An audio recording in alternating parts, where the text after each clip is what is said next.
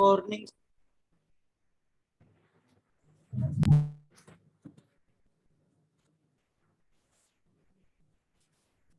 Good morning sir. Good morning बेटा, good morning.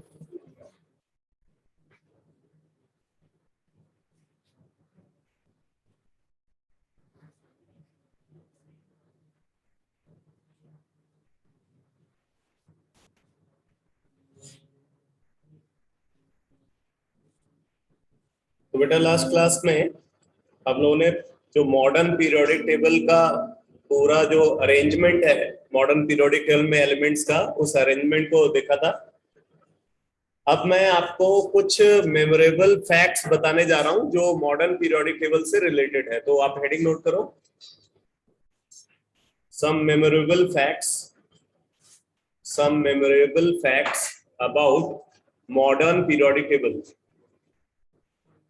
Some memorable facts about modern periodic table. Some memorable facts about modern periodic table. तो इसमें से कुछ information तो मैंने last class में बताया था, उसी को मैं सिस्टमेटिकली यहाँ पे लिखवा रहा हूँ। तो आप नोट करो। नंबर 1, अगर आपसे बोला जाए कि जितने भी एलिमेंट्स पीरियोडिक टेबल में ऑब्जर्व होते हैं उनमें से लिक्विड नॉन मेटालिक एलिमेंट कौन सा है? Liquid non metal, bromine. लिख लो, लिक्विड नॉन मेटल। हाँ, एक ही है, गैलियम मेटल है बेटा। लिक्विड नॉन मेटल की बात कर रहा। तो लिक्विड नॉन मेटल कौन है? ब्रोमीन। ठीक है सर, नेटवर्क इश्यू है थोड़ा। हाँ, कुछ क्या बोल रहा है? नेटवर्क इश्यू है सर। क्या कुछ प्रॉब्लम आ रही है क्या? नहीं सर, ठीक है। तो लिक्विड नॉन मेटल है ब्रोमीन।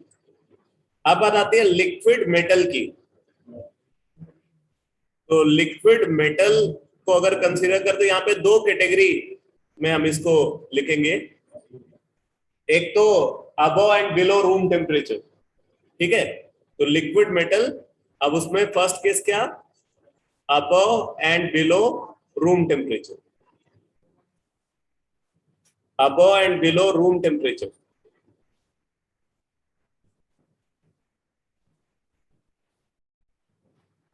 तो अगर above and below room temperature की बात करें तो सिर्फ एक मेटल है जो इस कंडीशन को फुलफिल करता है, mercury.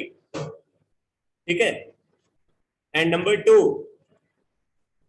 Just above room temperature,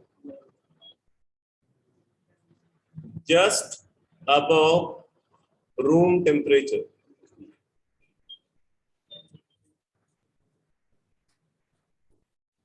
तो यहां पे दो एलिमेंट को हम कंसीडर करते हैं, एक तो है गैलियम और दूसरा है सीजियम। ठीक है, गैलियम और सीजियम, ये दोनों जस्ट अबव रूम टेम्परेचर यानी कि 28 डिग्री सेंटीग्रेड के आसपास ये लिक्विड फॉर्म में मिल जाता है। तो लिक्विड नॉन मेटल हो गया ब्रोमीन। लिक्विड मेटल की बात करें तो ट्रू सेंस में तो मरकरी है, और अगर हम above room temperature, just above room temperature consider करें तो दो और एलिमेंट को कंसीडर करते हैं, गैलियम और सीजियम। अब इसके बाद आप नोट करो, liquid radioactive element. Liquid radioactive element.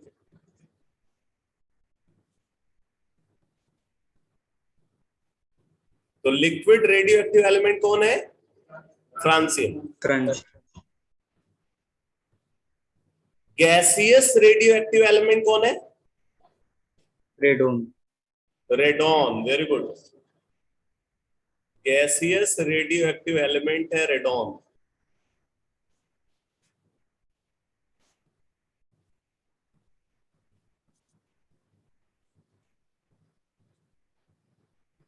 Gaseous radioactive element है रेडॉन।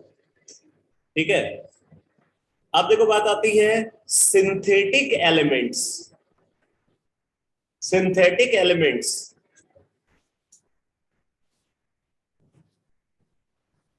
सिंथेटिक एलिमेंट्स किनको बोलते हैं? Elements with atomic number greater than 94। 94 plutonium, वो भी यूरेनियम के ओर में मिला है, तो उसको भी नेचुरली अकरिंग ही अब मानते हैं। सिंथेटिक एलिमेंट किसको बोला जाएगा? जो नेचर में नहीं मिलता। तो वो सारे एलिमेंट जिनका एटॉमिक नंबर 94 से ग्रेटर है, वो सब सिंथेटिक एलिमेंट।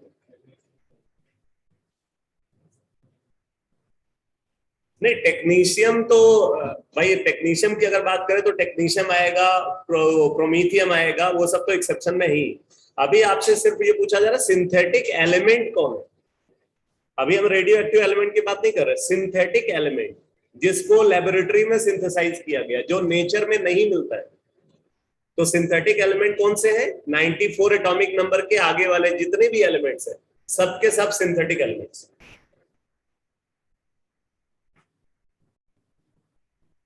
सर लैंथेनॉइड सारे रेडियो एक्टिव एलिमेंट्स होते हैं?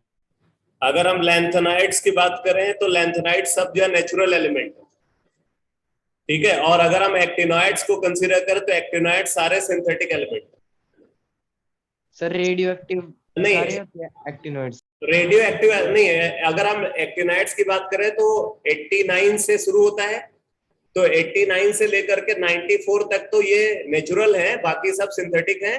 और सारे एक्टिनाइड्स रेडियो एक्टिव होते हैं, क्योंकि रेडियो एक्टिव के लिए तो मैंने बता दिया ना कि हर वो एलिमेंट जिसका एटॉमिक नंबर 83 से ग्रेटर है वो रेडियो एक्टिव है। Okay sir. इसी तरीके से आप नोट करो आगे, transuranium elements. Transuranium elements, transuranium elements बोलते हैं element with atomic number greater than 92। 11।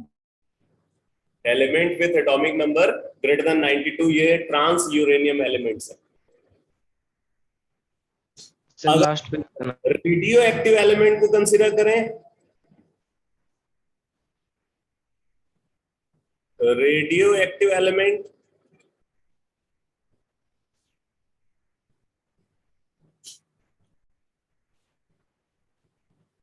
तो element with atomic number greater than 83 and atomic number 43 and 61। ठीक है, 83 से ग्रेटर एटॉमिक नंबर वाले सारे एलिमेंट, और 83 से कम एटॉमिक नंबर में अगर देखें तो एटॉमिक नंबर 43 और एटॉमिक नंबर 61, ये एलिमेंट्स क्या है? Radio active. 43 एटॉमिक नंबर किसका होता है? टेक्नीशियम का। और 61 किसका है? प्रोमीथियम का।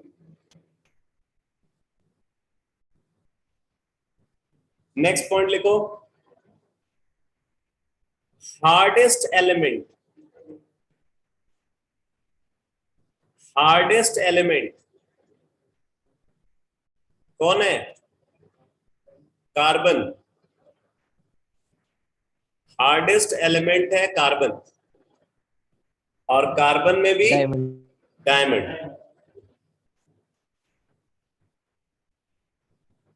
उसका इलेक्ट्रॉप हो गया डायमंड। तो ये हार्डेस्ट एलिमेंट है। Element with highest melting point,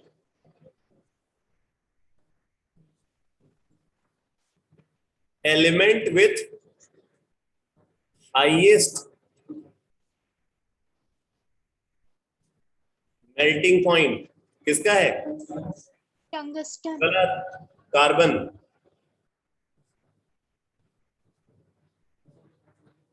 element बोला, एलिमेंट। ठीक है, तो सबसे ज्यादा मेल्टिंग पॉइंट भी कार्बन का ही होता है। Metal with highest melting point, tungsten.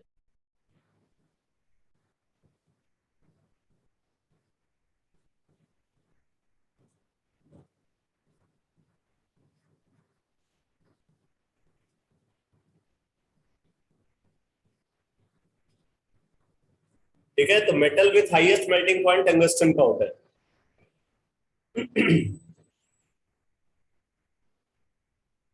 Most dense element, गलत। Iridium. Iridium.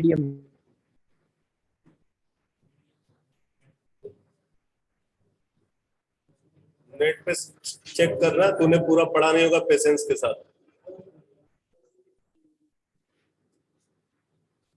Most dense element है iridium, second most dense element है ऑस्मियम, ये लिख लेना।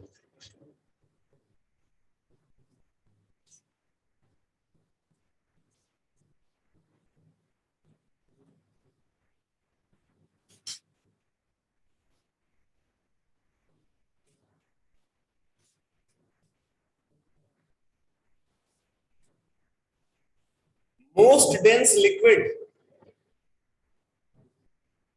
मरकरी।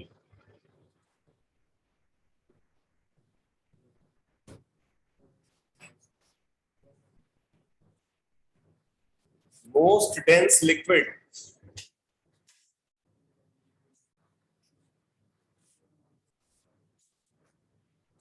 मेरा प्रकाश आज दिखाई तो बड़ा कम से कम। Most dense liquid, mercury.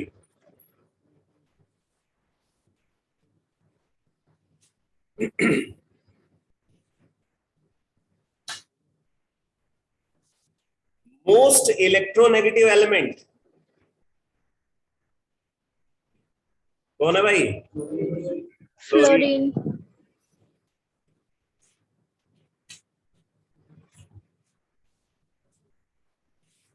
Most electronegative element fluorine. Most electropositive element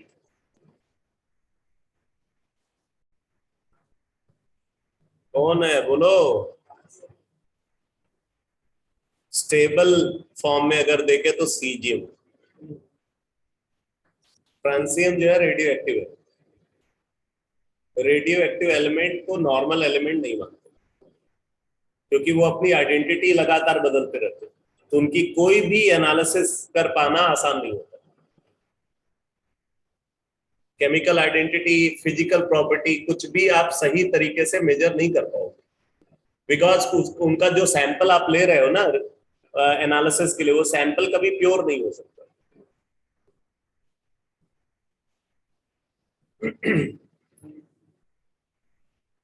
best oxidising agent,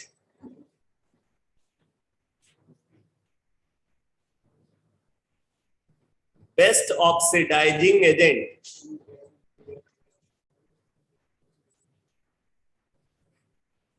fluorine. ठीक है, सबसे अच्छा ऑक्सीडाइजिंग एजेंट कौन है? फ्लोरीन। बेस्ट रिड्यूसिंग एजेंट, अब इसके दो आंसर मिलते हैं। पहला एक्वस सॉल्यूशन में, दूसरा एनहाइड्रस कंडीशन में। ठीक है, एनहाइड्रस कंडीशन में बेस्ट रिड्यूसिंग एजेंट कौन है, और दूसरा एक्वस सॉल्यूशन में बेस्ट रिड्यूसिंग एजेंट कौन है। ठीक है, तो आपको यहां पे इस तरीके से लिखना है। नंबर 1, इन एक्वस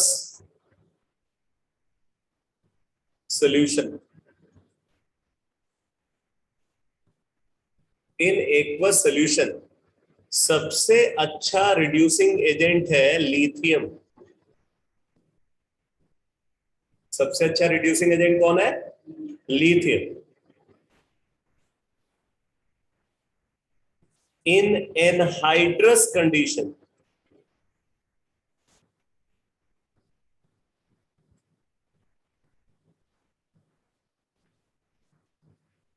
सबसे अच्छा रिड्यूसिंग एजेंट है सीजियम, ठीक है। एनहाइड्रस कंडीशन में सबसे अच्छा रिड्यूसिंग एजेंट कौन है?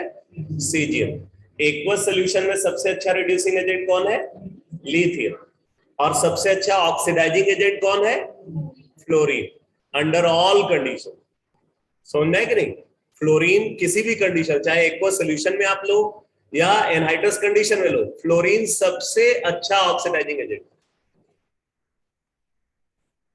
तो अगर आपसे कोई बोले क्या कोई ऐसा ऑक्सीडाइजिंग एजेंट है जो फ्लोरीन को भी ऑक्सीडाइज कर सकता है, तो आप बोलोगे ऐसा कोई ऑक्सीडाइजिंग एजेंट ऑब्जर्व नहीं होता, ठीक है। मोस्ट पावरफुल ऑक्सीडाइजिंग एजेंट है fluorine.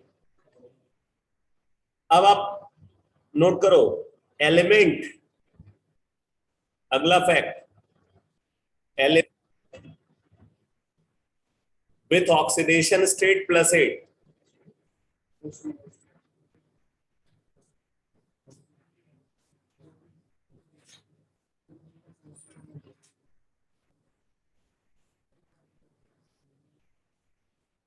Element with oxidation state equal to +8। तो 3 एलिमेंट हैं जो +8 ऑक्सीडेशन स्टेट को एक्वायर करते हैं। कौन कौन से? Osmium, ruthenium and xenon। Osmium, ruthenium and xenon, ये 3 ऐसे एलिमेंट हैं जो +8 ऑक्सीडेशन स्टेट को एक्वायर कर सकते हैं, जो कि हाईएस्ट पॉसिबल ऑक्सीडेशन स्टेट है। और कोई एलिमेंट इस ऑक्सीडेशन स्टेट को एक्वायर नहीं कर सकता। तो ये कुछ मेमोरेबल फैक्ट्स हैं एलिमेंट। आरयू क्या होता है? क्या बोल रहे भाई? आरयू। आरयू को रुदेनियम बोलते हैं, रुदेनियम।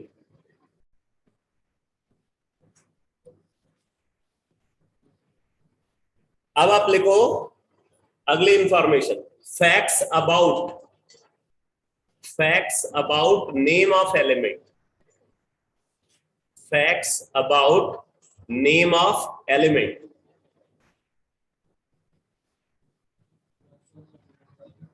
Facts about name of element, जो एलिमेंट का नेम है उससे रिलेटेड कुछ फैक्ट्स बता रहा हूं। अब ये तो आपको पता ही है कि ज्यादातर एलिमेंट का जो सिंबल हम कंसीडर करते हैं वो सिंबल उनके लैटिन नेम से या ग्रीक नेम से आता है। लैटिन नेम या ग्रीक नेम से वो सिंबल आता है। जैसे गोल्ड है, ठीक है, तो गोल्ड के लिए क्या सिंबल लिखते हो? AU। कहां से आया ये? ऑरम। लैटिन में गोल्ड को क्या बोलते हैं? ऑरम बोलते हैं। तो वहां से AU सिंबल आ गया, ठीक है। इसी तरीके से सिल्वर के लिए क्या सिंबल यूज करते हैं? AG। कहां से आया? अर्जेंटम। कहां से आया ये? अर्जेंटम। तो वहां से AG आ गया, ठीक है। इसी तरीके से अगर हम आयरन की बात करें तो आयरन का सिंबल क्या है? Fe। कहां से आया? फेरम। अगेन एक लैटिन वर्ड है, ठीक है, Fe सिंबल वहां से आया। इसी तरीके से अगर हम लेड की बात करें, प्लम्बम, लेड को क्या बोलते हैं? प्लम्बम। तो प्लम्बम से क्या आ गया? Pb। तो ज्यादातर एलिमेंट्स का जो सिंबल है वो सिंबल कहां से डिराइव्ड है? From Latin, from their Latin name, ठीक है। मैं यहां पे आपको बताने जा रहा हूं उन एलिमेंट्स के नेम को जिनका name celestial bodies, heavenly bodies के नेम के बेसिस पे डिफाइंड है। फिर मैं आपको बताऊंगा उन एलिमेंट्स का नेम जिनका नेम किसी कंट्री या कॉन्टिनेंट के नेम के बेसिस पे डिफाइंड है। ऐसे भी क्वेश्चन आते हैं, वैसे कम ही आते हैं, लेकिन आपके मतलब केबीसी के पॉइंट ऑफ व्यू से आपको पता होना चाहिए, ठीक है। तो आप लिखो name of element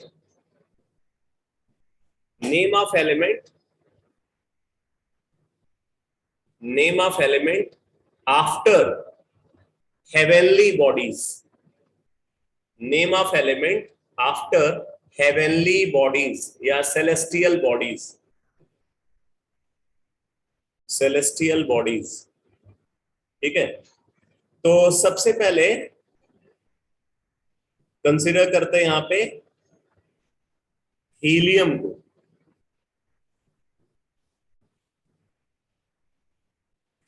helium name कहां से आया? हीलियम नेम आया फ्रॉम ग्रीक वर्ड हेलियोस। ठीक है, Greek word Helios, HELIOS, Helios. Helios का मतलब होता है सन। क्या होता है मतलब? सन।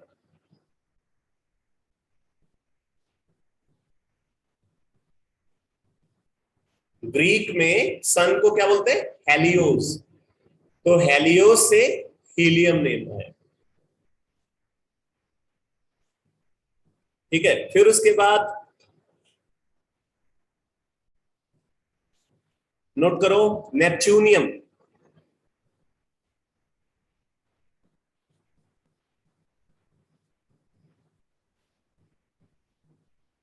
नेपच्यूनियम, ये नेपच्यून जो प्लेनेट है उसके नेम के बेसिस पे ये नेम डिफाइंड है।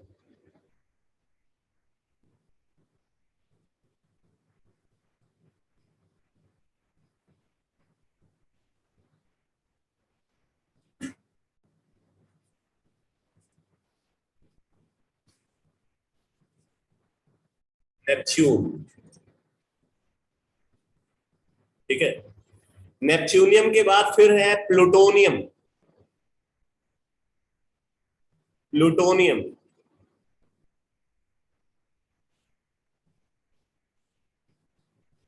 कहां से आया ये name? From the name of planet Pluto. Uranium,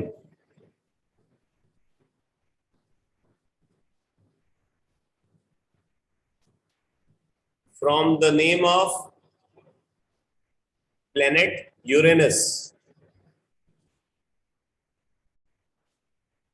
Uranus. ठीक है, इसी तरीके से सीरियम,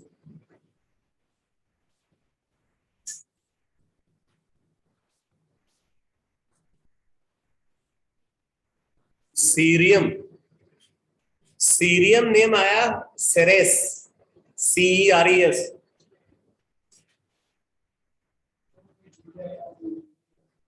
CERIUN, सीरियम। 58 ये एक्टिनाइड का पहला लैंथोनाइड का पहला एलिमेंट है सीरियम। ठीक है, from the name of first asteroid, first asteroid जो सबसे पहले एस्टेरॉयड को डिस्कवर किया गया, Ceres, CERES। From the name of first asteroid Ceres. ठीक है, तो उसके बेसिस पे सीरियम देखो। चेहरे पे कुटिल मुस्कान क्यों है? क्या जानना चाहते हो भाई?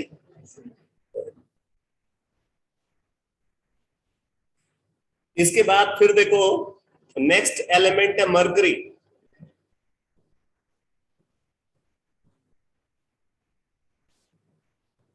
मरकरी नेम कहां से आया? Closest planet to sun. ठीक है, तो नोट कर लो, the first planet in the solar system, the first planet in the solar system. First का मतलब, अब फर्स्ट को हम अपने आप को ही बोल सकते हैं कि भाई हमारा प्लेनेट जो फर्स्ट है। फर्स्ट का मतलब डिस्टेंस फ्रॉम सन के बेसिस, जो सबसे क्लोज लाइक है।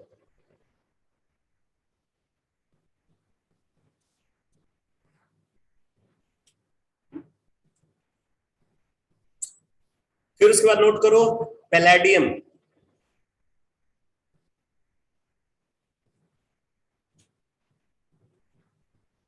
पैलेडियम कौन से ग्रुप का एलिमेंट है? निकेल ग्रुप का element. Catalytic metals, nickel, palladium and platinum. तो पैलेडियम के बारे में नोट करो। सेकेंड एस्टेरॉयड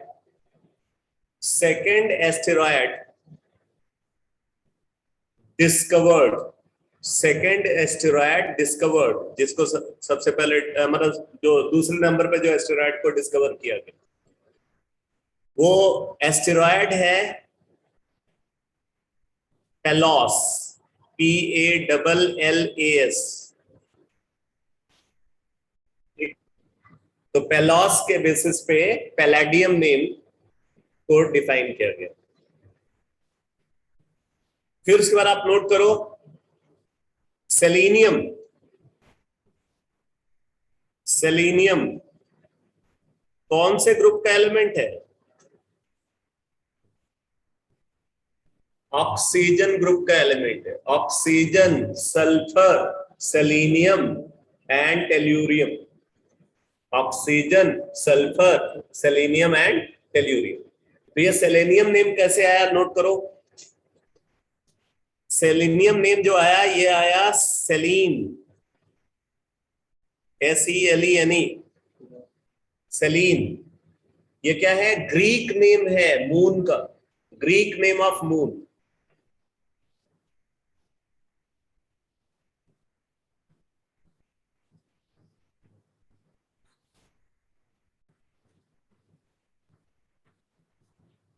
इसी तरीके से नोट करो टेल्यूरियम, ये भी ऑक्सीजन ग्रुप का ही एलिमेंट है।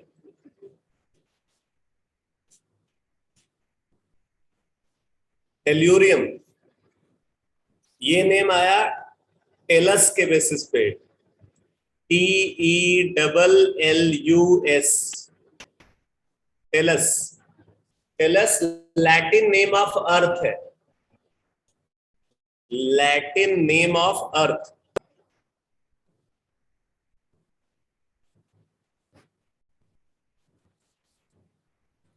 Latin name of earth. तो आपसे पूछा जा सकता है कि वो कौन सा एलिमेंट है जिसका नेम अर्थ के नेम पे बेस्ड है। तो कौन सा एलिमेंट है? टेल्यूरियम। वो कौन सा एलिमेंट है जिसका नेम मून के नेम पे बेस्ड है? सेलेनियम। सर ये नेम्स रखने का कोई रीजन होता है या फिर ऐसे ही? नहीं बेटा, कोई रीजन नहीं है, किसी के दिमाग में एक खुरापात आई और उसने वो नेम रख दिया। ठीक है, उसको वही नेम अच्छा लगा तो उसने वो नेम रख दिया। अब आप लिखो, ये तो मैंने आपको बताया after name of heavenly bodies. अब आप लिखो आफ्टर नेम ऑफ कंट्रीज और continents. After name of countries और कॉन्टिनेंट्स।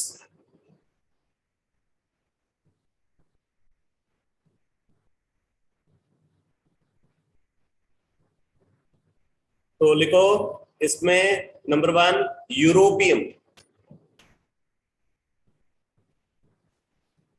यूरोपियम नेम कैसे आया होगा?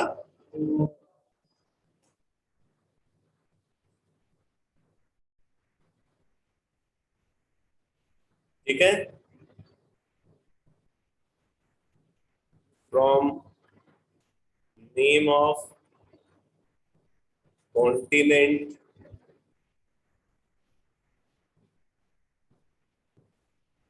Europe.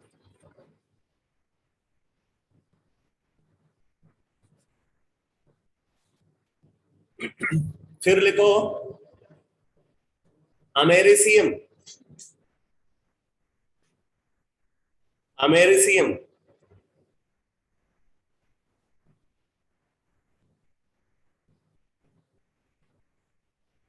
From name of continent America.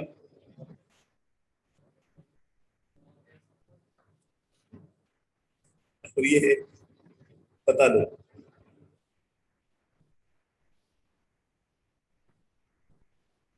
दोनों खूबसूरत है। अमेरिसियन। फिर उसके बाद आप लिखो फ्रांसियम।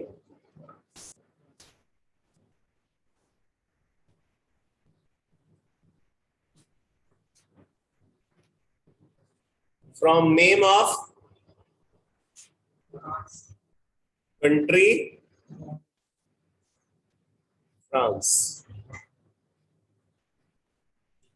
फ्रांस के नेम पे ना 2 एलिमेंट के सिंबल है।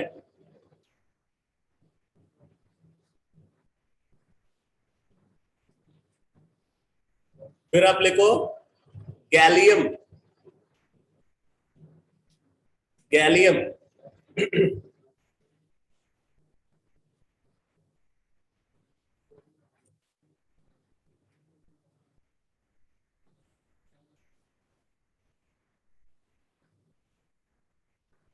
इसमें लिखो ancient name of France. Ancient name of France. France का जो एंशिएंट नेम है वो है गॉल। GAUL। GAUL। तो उसके बेसिस पे ये सिंबल आया गैलियम।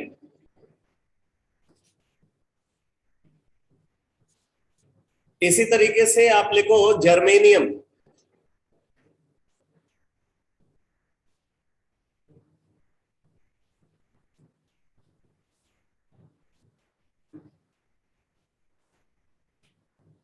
तो कहां से आया ये नेम? जर्मनी के नेम के बेसिस पे। तो लिख लो from the name of country Germany. इसी तरीके से आप लिखो पोलोनियम।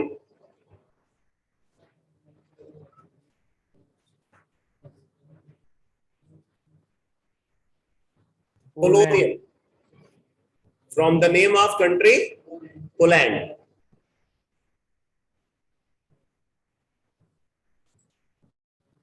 ऐसे लिखो रुदेनियम। रशिया। Very good. लिख लो Latin name of Russia is Ruthenia. Russia का जो लैटिन नेम है वो क्या है? रुदेनिया। RUTHENIA। तो रुदेनिया के बेसिस पे रुदेनियम। इसी तरीके से नियोनियम। NIHONIUM।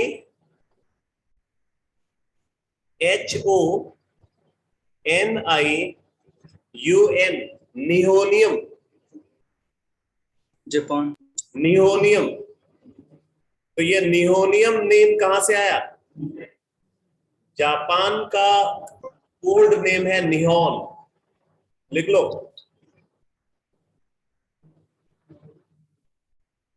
लिखो Latin name of Japan is निहोन। NIHON। तो उसके बेसिस पे निहोनियम नेम आया। Latin name NIHON निहोन। रशिया का लैटिन नेम क्या है? रुदेनिया।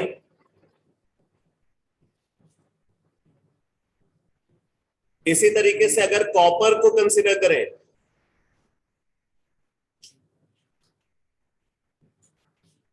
कॉपर नेम आया है from name of country Cyprus. लिख लो from name of country Cyprus. CYPRUS।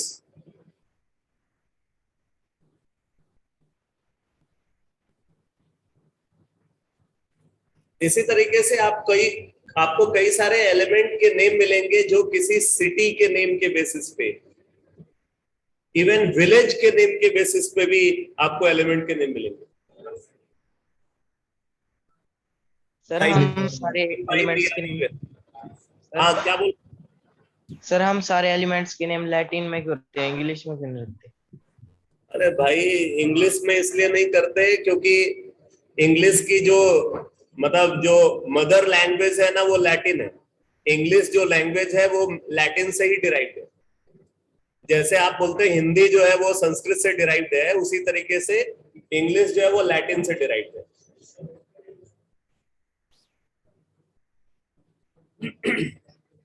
Sir indium नहीं लिख सकते यहाँ पे? अब इंडियम को लेकर के थोड़ा कंफ्यूजन है। इंडियम किसके लिए बोला जा रहा है? इंडिया के लिए बोला जा रहा है या किसके लिए बोला जा रहा है?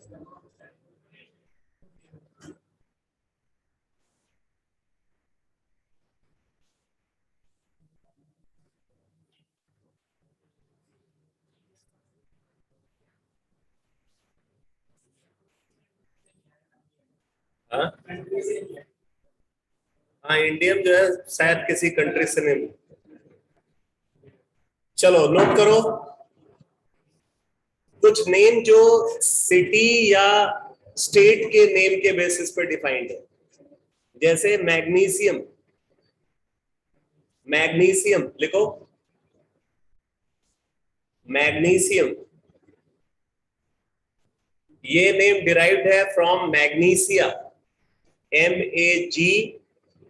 MEGNESIA, मैग्नीसिया। मैग्नीसिया जो है वो एक डिस्ट्रिक्ट है ग्रीस में। ग्रीस कंट्री में एक डिस्ट्रिक्ट का नेम है मैग्नीसिया, तो वहां से मैग्नीशियम नेम आया।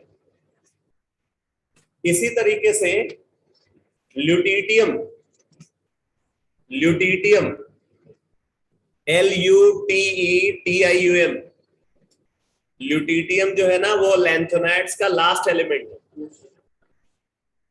तो इसके बारे में लिखो, सर स्पेलिंग एक बार दोबारा बता दो। LUTETIUM, LUTETIUM, ल्यूटिटियम। अब ये नेम आया है पेरिस के लैटिन नेम के बेसिस पे। लैटिन नेम ऑफ पेरिस लिख लो, Latin name of Paris is Lutetia. Latin name of Paris is Lutetia, तो उसके बेसिस पे ल्यूटिटियम सिंबल जो है। इसी तरीके से लिखो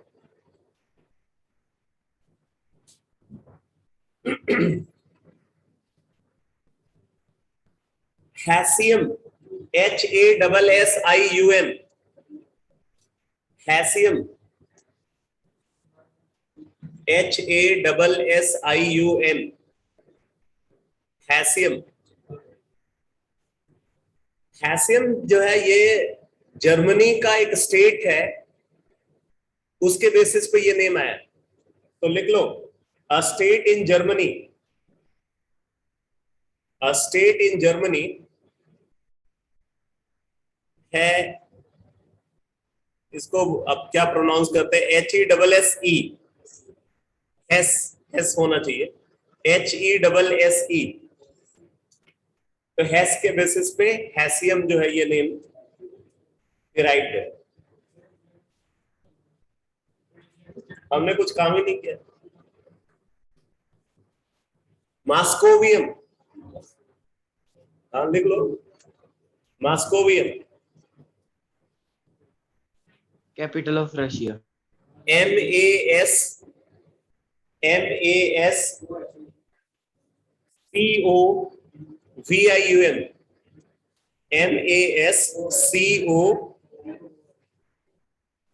MASCOMOS है। सर MA है सर, MA।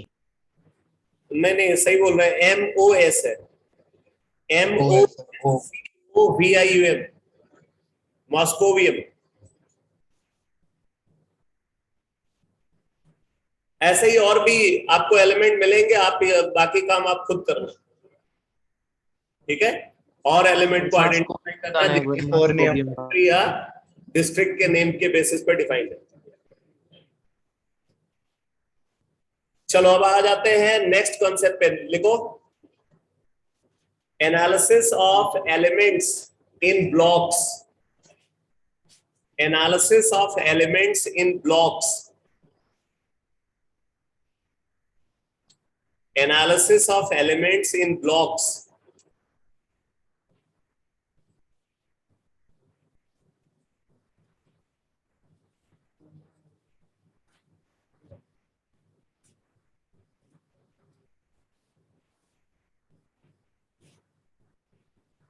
इसमें आप सबसे पहले लिखो number 1 S block elements. S block elements.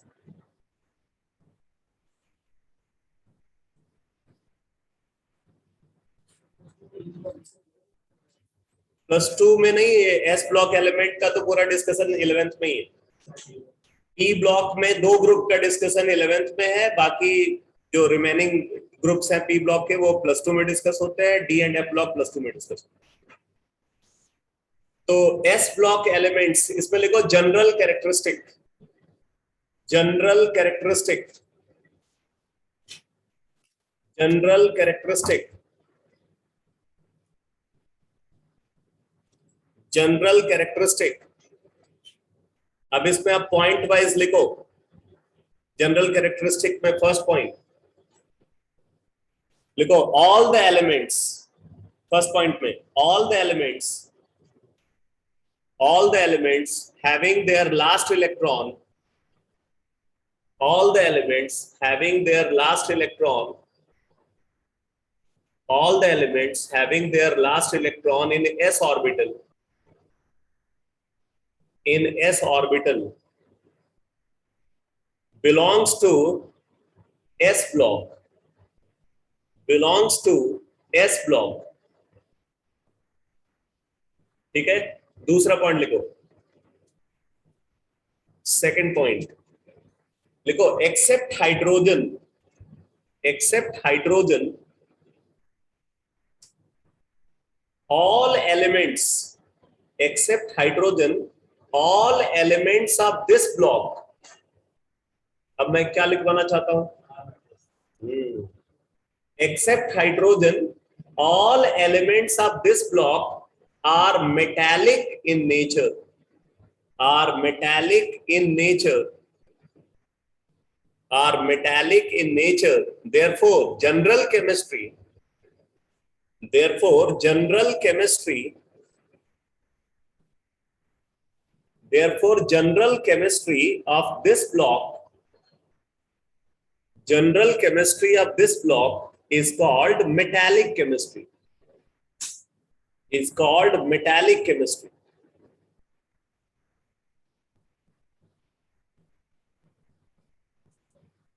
Third point लिखो, थर्ड पॉइंट लिखो general electronic configuration, general electronic configuration, general electronic configuration of s block element, general electronic configuration of s block element is inert gas NSX, inert gas NSX। General electronic configuration of s block element is inert gas NSX। अब आगे इसी में लिखो if x is equal to 1, if x is equal to 1, then element is called,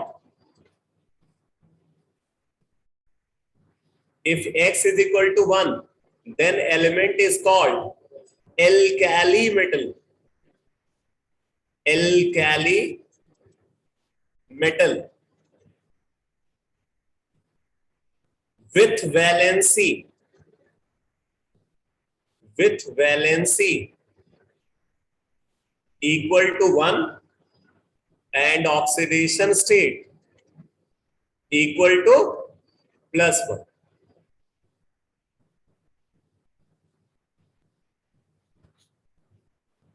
ठीक है, अगर x value 1 है तो एलिमेंट को क्या बोलेंगे? एल्कैली मेटल बोलेंगे, जिसकी वैलेंसी क्या होती है? 1, और ऑक्सीडेशन स्टेट क्या होता है? +1। अब आगे लिखो, if x is equal to 2, if x is equal to 2, then element is called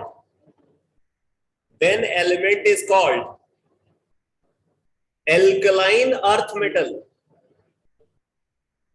If x is equal to 2, then element is called alkaline earth metal. Alkaline earth metal with valency equal to 2 and oxidation state equal to +2 and oxidation state equal to +2। अब आप next point लिखो,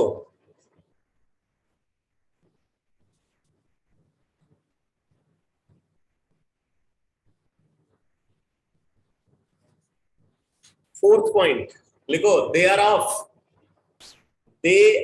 of very big size। they are of very big size। इनका size जो है अपने अपने period में अगर देखा जाए तो बहुत बड़ा होता है, सबसे बड़ा होता है। they are of very big size and therefore they possess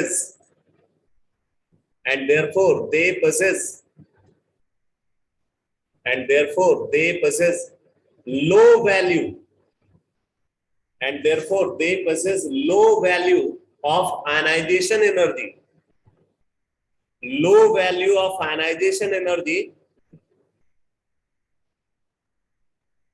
electron affinity, comma देकर के लिखना, ionization energy, electron affinity, AFFINITY, electron affinity and electronegativity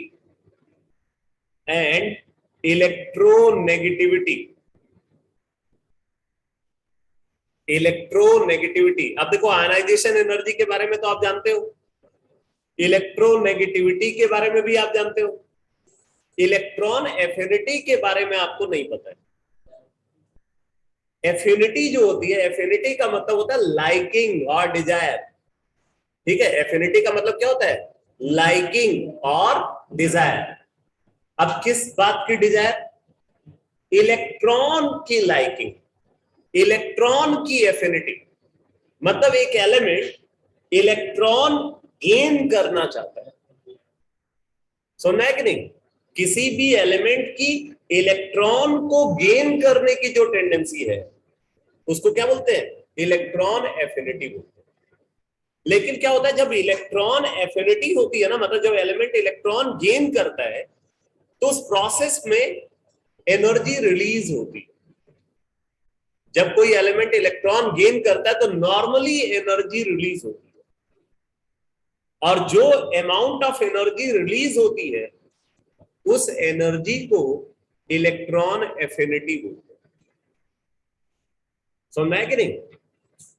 जब कोई एलिमेंट इलेक्ट्रॉन गेन करता है तो जितनी अमाउंट ऑफ एनर्जी रिलीज होती है उस प्रोसेस में, उसको हम क्या बोलते हैं? इलेक्ट्रॉन एफिनिटी बोलते हैं। समझ है? तो अब देखो यहां पे क्या बोला जा रहा है, यहां पे बोल रहा है कि आयनाइजेशन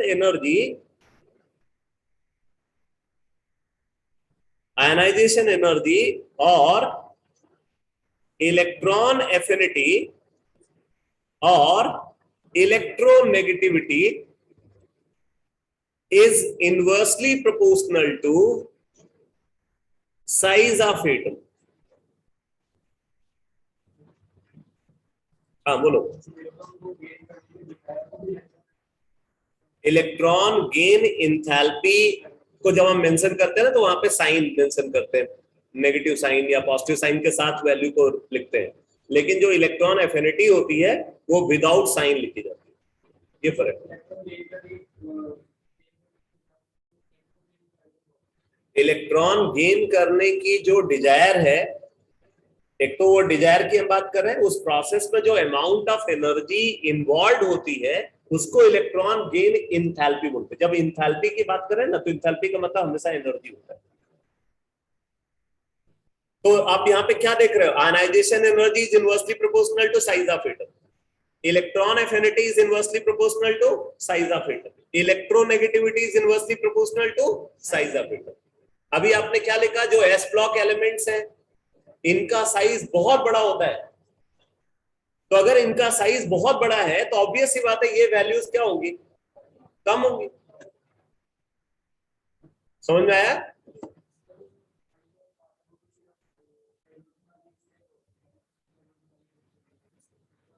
नहीं नहीं, ये साइज हम जो है किसी भी एलिमेंट के लिए कंसीडर करते हैं, सिर्फ हाइड्रोजन लाइक स्पीसीज के लिए नहीं।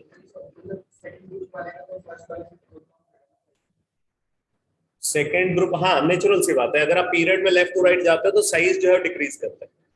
तो साइज अगर डिक्रीज करेगा तो क्या होगा, आयनाइजेशन एनर्जी बढ़ती जाएगी, इलेक्ट्रॉन एफिनिटी बढ़ती जाएगी, इलेक्ट्रोनेगेटिविटी बढ़ती जाएगी। नेक्स्ट पॉइंट लिखो, लिखो, they are very good reducing agent, they are very good reducing agent, they are very good reducing agent because very good reducing agent because they give electron easily,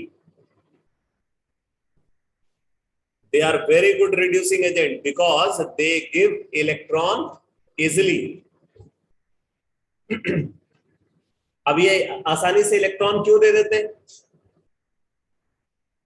क्यों ये आसानी से electron lose करते हैं, क्योंकि इनकी आयनाइजेशन एनर्जी लो है। लिख लो, due to their low ionization energy, due to point repeat मैं फिर से रिपीट कर रहा हूं, they are very good reducing agent, they are very good reducing agent because they give electron easily due to their low ionization energy, due to their low ionization energy। next point लिखो, next point, their ions and compounds, their ions and compounds, their ions and compounds, their ions and compounds are diamagnetic,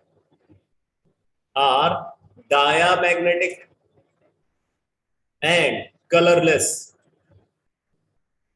their ions and compounds are diamagnetic and colorless। diamagnetic के बारे में क्या बताया था, एक ऐसा ion या एक ऐसा एटम या एक ऐसा कंपाउंड जिसमें प्रेजेंट सारे इलेक्ट्रॉन्स पेयर्ड है, जिसके अंदर प्रेजेंट सारे इलेक्ट्रॉन्स पेयर्ड है, वो क्या है, डायमैग्नेटिक। और अगर उसके अंदर अनपेयर्ड इलेक्ट्रॉन प्रेजेंट है तो पैरामैग्नेटिक। एल्काली मेटल्स को अगर देखें तो वो पैरामैग्नेटिक, लेकिन एल्काली मेटल आयन की अगर बात करें तो वो डायमैग्नेटिक, क्योंकि उसके अंदर जो एक अनपेयर्ड इलेक्ट्रॉन है वही इलेक्ट्रॉन निकल जाता है, उसके निकलने के बाद बाकी जो इलेक्ट्रॉन बचेंगे वो क्या है, पेयर्ड है। ठीक है, अच्छा अब ये कलरलेस क्यों है, मैंने आपको बताया था कि वही आयन कलर्ड हो सकता है जिसके डी और एफ ऑर्बिटल में अनपेयर्ड इलेक्ट्रॉन, लेकिन वो भी कलर्ड फॉर्म में कब अपीयर होगा, in aqueous solution, anhydrous condition में नहीं। समझ में आया कि नहीं? तो इनके पास तो अनपेयर्ड इलेक्ट्रॉन है ही नहीं भाई, ये किसी कंपाउंड के अंदर प्रेजेंट होंगे। कंपाउंड क्या होगा, आयनिक।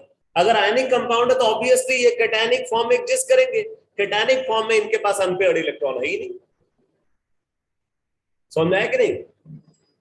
तो इस वजह से बोलते हैं कि जो ट्रांजिशन मेटल आयंस नहीं, जो एल्काली मेटल आयंस या एल्कलाइन अर्थ मेटल आयंस हैं वो हमेशा क्या होते हैं, डायमैग्नेटिक होते हैं और कलरलेस। नेक्स्ट पॉइंट लिखो। अगला पॉइंट लिखो इनकी कैरेक्टरिस्टिक में, they are oxides and hydroxides, they are oxides and hydroxides, they are oxides and hydroxides are highly basic, they are oxides and hydroxides are highly basic। तो आपको पता है कि मेटल के ऑक्साइड्स और हाइड्रोक्साइड्स नॉर्मली क्या होते हैं, बेसिक होते हैं। नॉन मेटल के जो ऑक्साइड और हाइड्रोक्साइड है, नॉन मेटल के ऑक्साइड की अगर बात करें तो कुछ ऑक्साइड्स न्यूट्रल भी मिल जाते हैं और कुछ ऑक्साइड्स एसिडिक मिलते हैं। लेकिन मेटल के ऑक्साइड्स की अगर हम बात करें तो मेटल के ऑक्साइड्स आपको ज्यादातर बेसिक मिलेंगे। ठीक है, मेटल के ऑक्साइड ज्यादातर आपको बेसिक मिलेंगे, कुछ ऑक्साइड्स आपको मेटल के एम्फोट्रिक भी मिलेंगे। लेकिन अगर हम ये एस ब्लॉक एलिमेंट्स को कंसीडर करें तो they are strongly electropositive metals.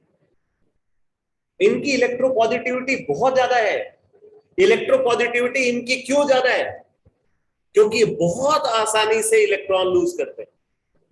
बड़ा साइज होने की वजह से, कम आयनाइजेशन एनर्जी होने की वजह से ये आसानी से इलेक्ट्रॉन लूज करते हैं और बहुत इजीली पॉजिटिव चार्ज को एक्वायर करते हैं। इलेक्ट्रोपॉजिटिव, समझ रहे हो ना? इलेक्ट्रोपॉजिटिव मतलब जो इलेक्ट्रिकली पॉजिटिव चार्ज एक्वायर करना चाहता है वो इलेक्ट्रोपॉजिटिव। इलेक्ट्रोनेगेटिव जो इलेक्ट्रिकली नेगेटिव चार्ज एक्वायर करना चाहता है वो इलेक्ट्रोनेगेटिव। समझ है? तो ज्यादा इलेक्ट्रोपॉजिटिव कौन होगा? जो अपना इलेक्ट्रॉन आसानी से लूज करेगा। कौन अपना इलेक्ट्रॉन आसानी से लूज करेगा? जिसकी आयनाइजेशन एनर्जी कम हो। ठीक है, तो आप इस बात को इसी स्टेटमेंट में आगे लिख लो। This is due to their high electropositive character. This is due to their high electropositive character. This is due to their high electropositive character. Next point लिखो बेटा।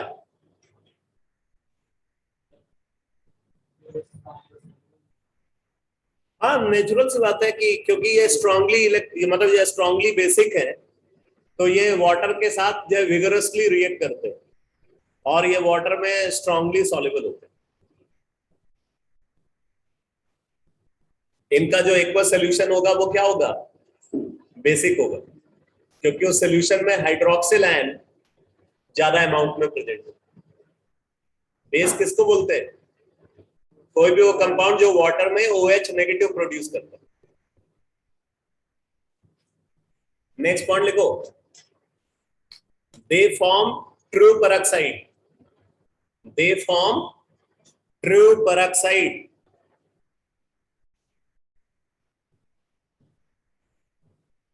True peroxide that is compounds. True peroxide का क्या मतलब है? लिख लो, that is compounds, they form true peroxide that is compounds having peroxide linkage, that is compounds having peroxide linkage. peroxide linkage, अब जरा देखो ये peroxide linkage क्या होती है? peroxide linkage होता है O2 2 नेगेटिव, O2 2 नेगेटिव या ऑक्सीजन सिंगल बॉन्ड ऑक्सीजन। ठीक है, ऑक्सीजन ऑक्सीजन सिंगल बॉन्ड, और इस ऑक्सीजन पे भी -1 चार्ज होगा और इस पे भी -1 चार्ज होगा। ओवरऑल अगर आप देखोगे तो क्या होगा? -2 चार्ज होगा। तो किसी भी कंपाउंड में अगर आपको ऑक्सीजन ऑक्सीजन सिंगल बॉन्ड दिख जाए तो समझ लेना वो पेरोक्साइड है। ठीक है, किसी भी कंपाउंड में अगर आपको ऑक्सीजन ऑक्सीजन सिंगल बॉन्ड दिख गया इसका मतलब उस कंपाउंड के अंदर क्या प्रेजेंट है, परऑक्साइड लिंकेज प्रेजेंट। तो जैसे अगर हम कंसीडर करते हैं हाइड्रोजन परऑक्साइड, सोडियम परऑक्साइड, ठीक है, calcium peroxide, barium peroxide, rubidium peroxide, etcetera. अब यहां पे देख लेना, ये सारे एलिमेंट्स क्या है, एस ब्लॉक एलिमेंट्स है, इसलिए इनका जो परऑक्साइड होगा वो ट्रू सेंस में परऑक्साइड होगा। अब मैं ट्रू सेंस में परऑक्साइड क्यों बोल रहा हूं, इससे मिलता जुलता फॉर्मूला आपको दूसरे कंपाउंड का भी मिल सकता है, जैसे PbO2। क्या ये परऑक्साइड है? नहीं है। क्यों? क्योंकि इसके अंदर लेड प्रेजेंट है। लेड कौन से ब्लॉक को बिलोंग करता है? P block. जो पी ब्लॉक एलिमेंट्स होते हैं ना, वो ट्रू सेंस में परऑक्साइड नहीं बनाते। ट्रू सेंस में परऑक्साइड कौन बनाता है? सिर्फ एस ब्लॉक एलिमेंट्स। ये क्लियर हो गया?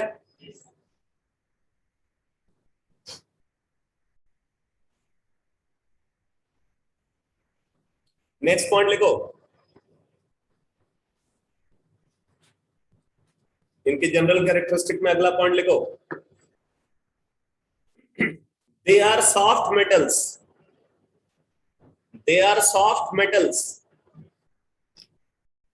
दे are soft metals with relatively low melting and boiling point. With relatively low melting and boiling point. They are soft metals with relatively low melting and boiling point. किसके relative? हाँ, in compare to या with respect to transition metal. With respect to transition metals. जो D block metals होते हैं ना, अगर उनको देखा जाए तो वो हार्ड मेटल्स होते हैं, उनका मेल्टिंग और बॉइलिंग पॉइंट हाई होता है। हाँ भाई बोलो। सर ट्रांजिशन एलिमेंट्स था। हाँ, ट्रांजिशन एलिमेंट्स या ट्रांजिशन मेटल्स एक ही बात हो गई, क्योंकि डी ब्लॉक में सारे के सारे एलिमेंट मेटालिक हैं। एस ब्लॉक में हाइड्रोजन जो है वो एक नॉन मेटालिक एलिमेंट है। पी ब्लॉक में आपको नॉन मेटल, मेटल, मेटलाइट तीनों मिल जाते हैं। अकेला एस ये डी ब्लॉक ही है जहां पे सिर्फ मेटालिक एलिमेंट मिलते हैं।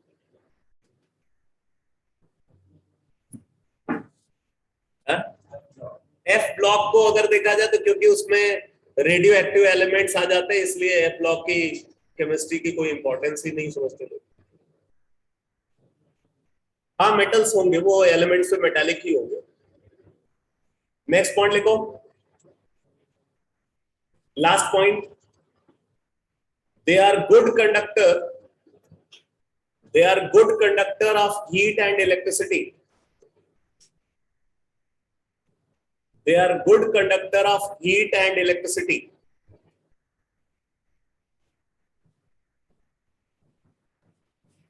They are good conductor of heat and electricity. क्यों? Because their electrons are loosely held. Because their electrons are loosely held.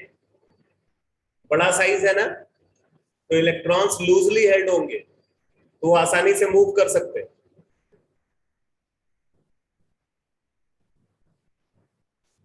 एक और पॉइंट, लास्ट पॉइंट लिखो, last point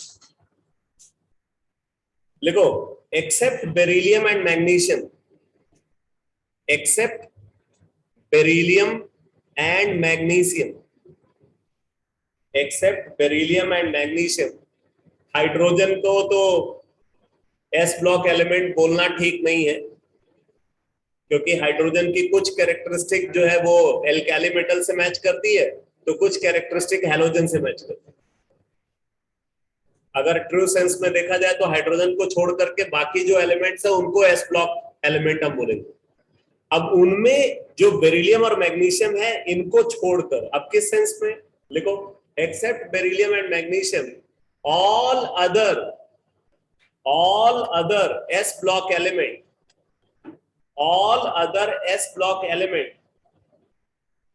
all other s block element gives characteristic color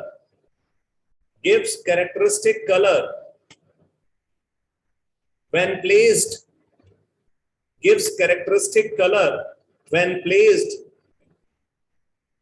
in the Bunsen flame,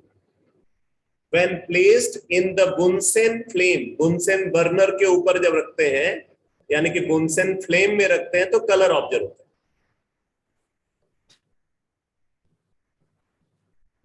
When placed in Bunsen flame, लिखो, this is called flame test. This is called flame test, which is used. This is called flame test, which is used for the identification,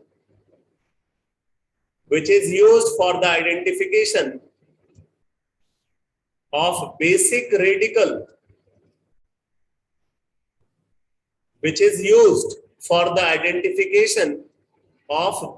radical, present in the salt.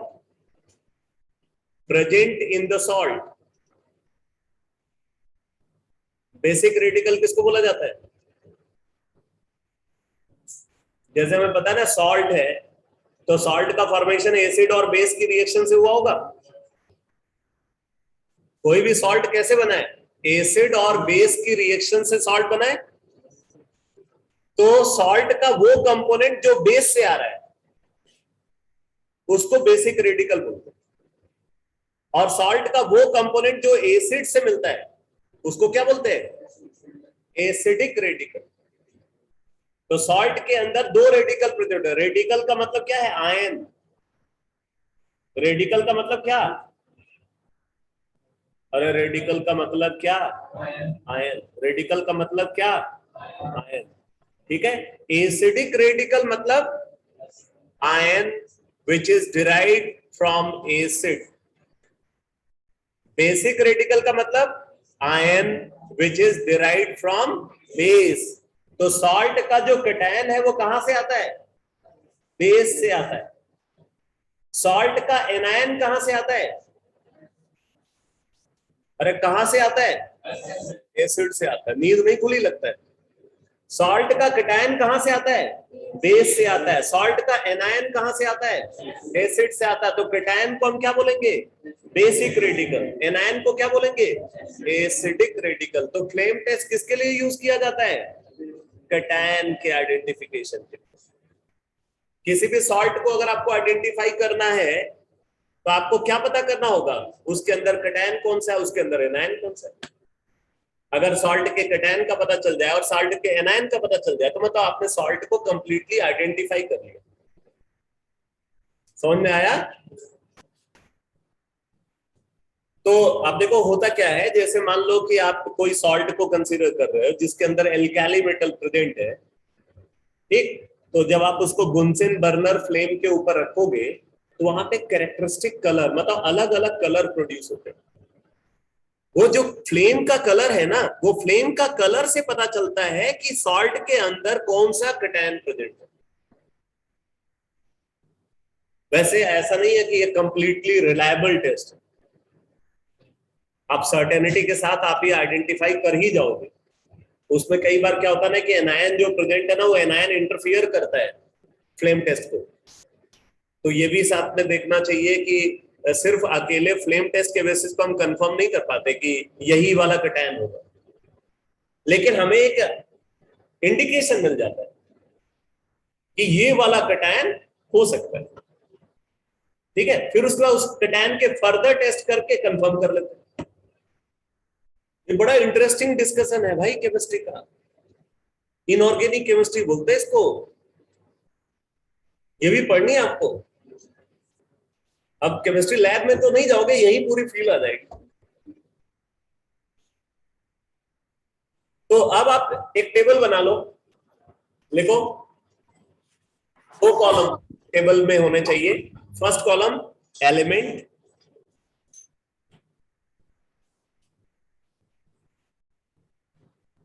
Element first column. Second column लिखो colour of flame,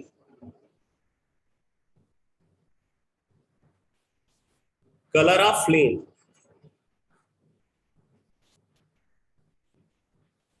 ठीक है, element और उसके flame का colour. तो सबसे पहले लिखो लिथियम, लिथियम में फ्लेम कलर होता है रेड, मतलब जिस कलर से लिखा गया है यही कलर मिलेगा। ठीक, अब ऐसा नहीं कि मैं सबको जो है उसी कलर से लिखूंगा। नंबर 2 सोडियम, सोडियम कैसा कलर होता है, कैसा होता है, golden yellow, golden yellow.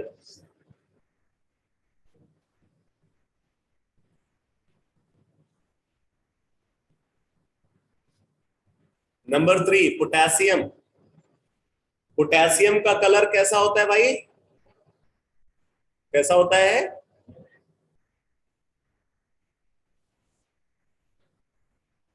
Reddish violet. अब ये पूरा एग्जैक्ट कलर नहीं आ पाया, ठीक है। पोटेशियम, पोटेशियम के बाद अगला एलिमेंट है रुबीडियम, रुबीडियम, रुबीडियम का कलर कैसा है, ब्लूइश वायलेट और ब्रिंजल कलर, बैगन वाला जो कलर होता है, ठीक है, ब्लूइश वायलेट।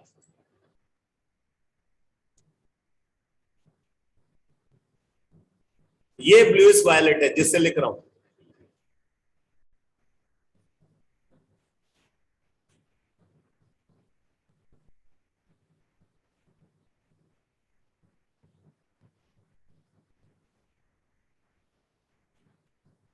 सीजियम, सीजियम का कलर होता है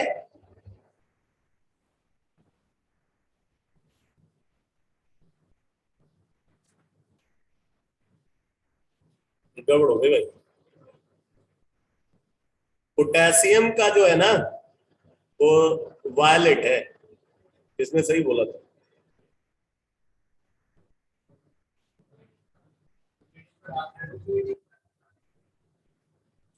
पोटेशियम का वायलेट है, रुबीडियम का रेडिश वायलेट है,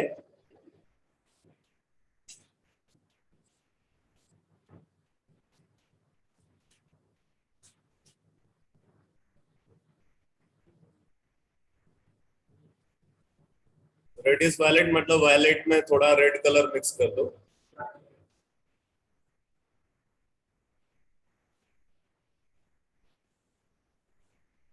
तो आपने देखा होगा कैरेट की 2 वैरायटी आती है मार्केट में, एक रेड वाला होता है और एक थोड़ा डार्क कलर्ड होता है, ठीक है, वो जो कलर है वो रेडिश वाला। सीजियम का ब्लूइश वायलेट है। अब यहाँ पे बहुत कंफ्यूजन रहेगा, इसीलिए बोलते हैं कि ये फ्लेम टेस्ट 100% रिलायबल टेस्ट नहीं है, ठीक है। तो ये तो एल्काली मेटल्स की बात होगी। अब एल्कलाइन अर्थ मेटल्स पे लिख लो, एल्कलाइन अर्थ मेटल्स में बेरिलियम नो कलर,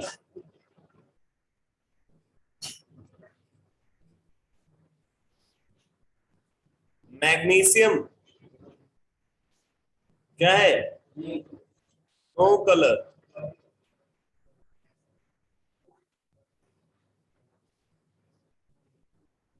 बेरिलियम और मैग्नीशियम फ्लेम टेस्ट नहीं देते,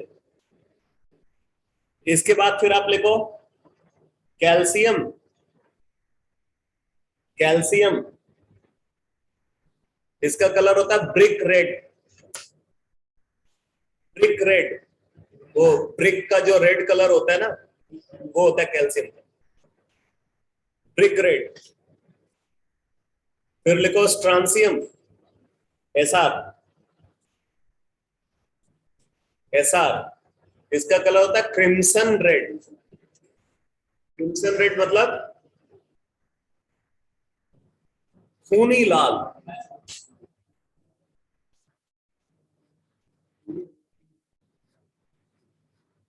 स्ट्रांसियम का कलर कैसा है? Crimson red.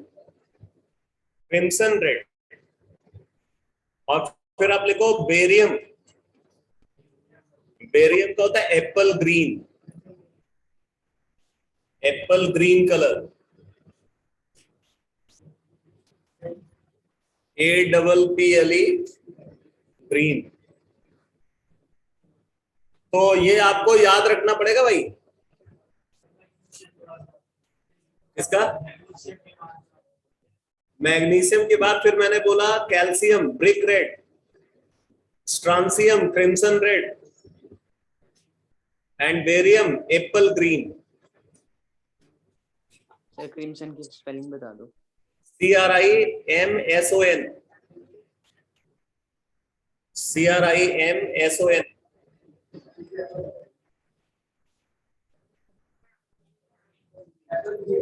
APPLE। एप्पल का मोबाइल ढूंढ रहा है आजकल लोग। एप्पल का मतलब वही समझते हैं। खाने वाले एप्पल की बात कर रहा हूं भाई। तो अब बात आती है कि why beryllium and magnesium do not give flame test. Question लिखो, लिखो why beryllium and magnesium, why beryllium and magnesium do not give flame test.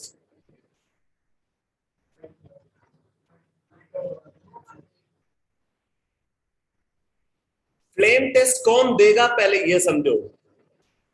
बोलते कि वो एलिमेंट फ्लेम टेस्ट देता है, ठीक है, वही एलिमेंट फ्लेम टेस्ट दे सकता है जो अपने इलेक्ट्रॉन के एक्साइटेशन के लिए, जिस एलिमेंट के इलेक्ट्रॉन के एक्साइटेशन के लिए विजिबल लाइट इन्वॉल्व हो रही है। विजिबल लाइट का इन्वॉल्वमेंट के थ्रू अगर एलिमेंट के इलेक्ट्रॉन का एक्साइटेशन हो रहा है, तो जब वो इलेक्ट्रॉन डी एक्साइट होकर के वापस ग्राउंड स्टेट में आएगा, उस प्रोसेस में वो विजिबल लाइट को ही इमिट करेगा।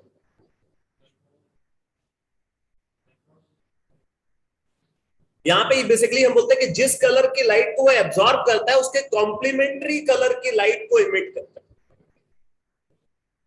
तो इसका मतलब यह है कि कोई भी एलिमेंट या कंपाउंड अगर फ्लेम टेस्ट दे रहा है, इसका मतलब उस एलिमेंट या कंपाउंड के अंदर जो इलेक्ट्रॉन प्रेजेंट है, उस इलेक्ट्रॉन के एक्साइटेशन के लिए, मतलब वो अपने लोएस्ट पॉसिबल एनर्जी स्टेट में होगा, वहां से अगर हम उसको एक्साइटेड स्टेट पे ले जा रहे हैं, तो उस एक्साइटेशन के लिए जो फोटोन एब्जॉर्ब हो रहा है, वो फोटोन विजिबल रीजन को बिलोंग करना चाहिए। यानी कि 4000 एंगस्ट्रॉम से 7000 एंगस्ट्रॉम वेवलेंथ वाले जो इलेक्ट्रोमैग्नेटिक रेडिएशंस हैं, उनके एब्जॉर्प्शन के थ्रू इलेक्ट्रॉन का एक्साइटेशन होना चाहिए। तो जिस कलर की लाइट को एब्जॉर्ब करके इलेक्ट्रॉन का एक्साइटेशन हो रहा है, उसके कॉम्प्लीमेंट्री कलर की लाइट इमिट होती है जब वो इलेक्ट्रॉन डी एक्साइट होकर के वापस ग्राउंड स्टेट में आता है। अब देखो, बेरिलियम और मैग्नीशियम भले ये एस ब्लॉक एलिमेंट है, लेकिन इनका साइज बहुत छोटा होता है। बेरिलियम और मैग्नीशियम का साइज अगर देखें तो ये काफी छोटा साइज है। मैग्नीशियम का साइज लिथियम के कंपेरेबल होता है। लिथियम, बेरिलियम, मैग्नीशियम, समझा है कि नहीं? अगर आप पीरियोडिक टेबल में देखो क्या है, लिथियम आगे गए पीरियड में लेफ्ट टू राइट बेरिलियम, और बेरिलियम वाले ग्रुप में नीचे गए मैग्नीशियम। जब आप लेफ्ट को राइट साइड पे जाते हो पीरियड में तो साइज छोटा हो जाता है, तो लिथियम से बेरिलियम का साइज छोटा होगा, फिर नीचे गए तो साइज बड़ा हो गया। इसमें से क्या है, लिथियम और मैग्नीशियम का साइज ऑलमोस्ट इक्वल होता है, लेकिन फर्क क्या है, लिथियम के न्यूक्लियस में सिर्फ 3 प्रोटॉन है और मैग्नीशियम के न्यूक्लियस में 12 प्रोटॉन है। साइज तो बराबर है लेकिन प्रोटॉन्स बहुत ज्यादा है, इसका मतलब जो इलेक्ट्रॉन होगा मैग्नीशियम वाला वो टाइटली हेल्ड होगा। ज्यादा प्रोटॉन होने की वजह से इलेक्ट्रॉन टाइटली हेल्ड है। अगर इलेक्ट्रॉन टाइटली हेल्ड है तो क्या वो आसानी से एक्साइट हो सकता है? नहीं होगा ना। इसका मतलब उस इलेक्ट्रॉन के एक्साइटेशन के लिए जो फोटोन एब्सॉर्ब होगा, क्या वो फोटोन विजिबल रेडिएशन को बिलोंग करेगा? नहीं करेगा, नहीं करता है। एक्सपेरिमेंटल फैक्ट ये बोलता है कि नहीं करता है। जो बेरिलियम का इलेक्ट्रॉन है या मैग्नीशियम का इलेक्ट्रॉन है, उन इलेक्ट्रॉन्स के एक्साइटेशन के लिए जो फोटोन एब्सॉर्ब होता है वो अल्ट्रा वायलेट रेडिएशन वाला फोटोन वहां पे एब्सॉर्ब होता है। तो क्योंकि जो फोटोन एब्सॉर्ब हो रहा है वो विजिबल रेडिएशन को नहीं बिलोंग करता, इसलिए इमिटेड फोटोन भी विजिबल रेडिएशन को बिलोंग नहीं करेगा। और विजिबल रेडिएशन के अलावा आप किसी भी कलर की लाइट को आप देख ही नहीं सकते, सिर्फ आप विजिबल लाइट को ही देख सकते हो। बाकी इंफ्रारेड लाइट है, अल्ट्रावायलेट लाइट है, एक्स रेडिएशंस हैं, आप इनको नहीं देख सकते। इसलिए आपको कलर क्या दिखेगा? कोई कलर नहीं दिखेगा। लिखो इस बात को, लिखो, only those element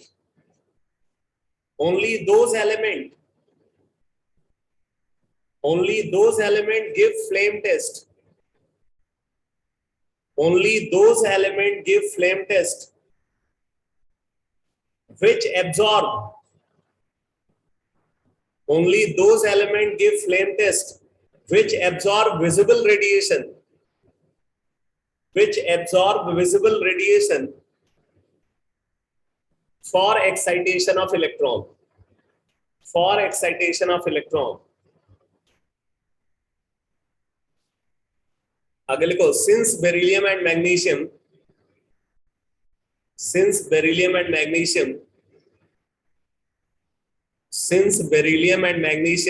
possess very small size.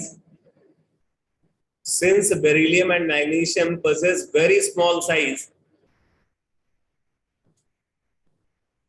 therefore for excitation of their electron,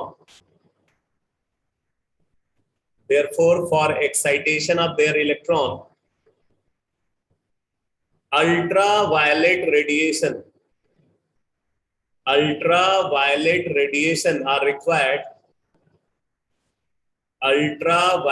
radiation are required.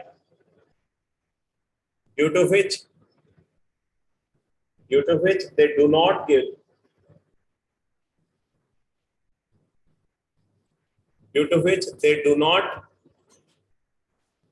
emit visible radiation.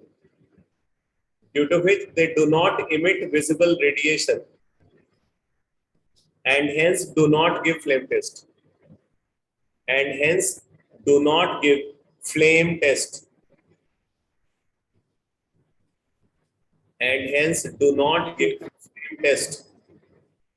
कहां से रिपीट करूं भाई?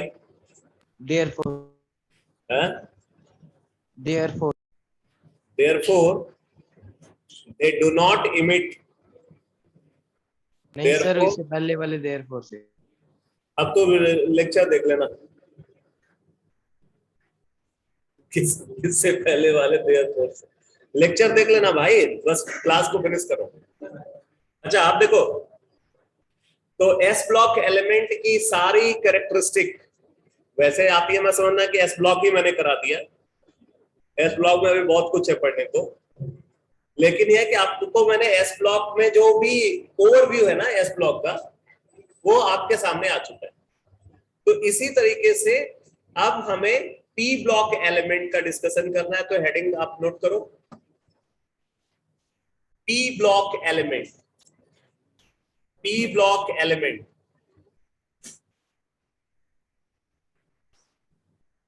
तो भाई इस वीक में आपका टेस्ट होना है,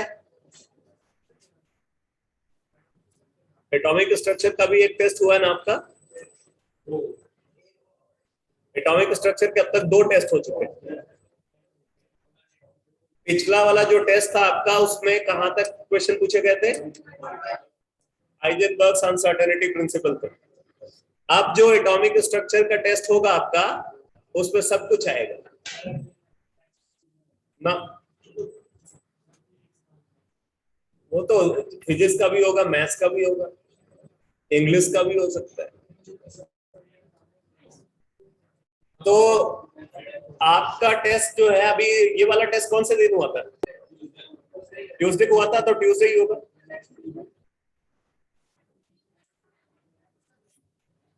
जितेंद्र सर ने सैटरडे को बोला था, उसमें लिखा हुआ टाइम टेबल में आपके, नहीं लिखा हुआ तो मतलब जो भी डेज डिसाइड होगा उस दिन आपका टेस्ट होगा, लेकिन एटॉमिक स्ट्रक्चर का टेस्ट होगा, कंप्लीट एटॉमिक स्ट्रक्चर।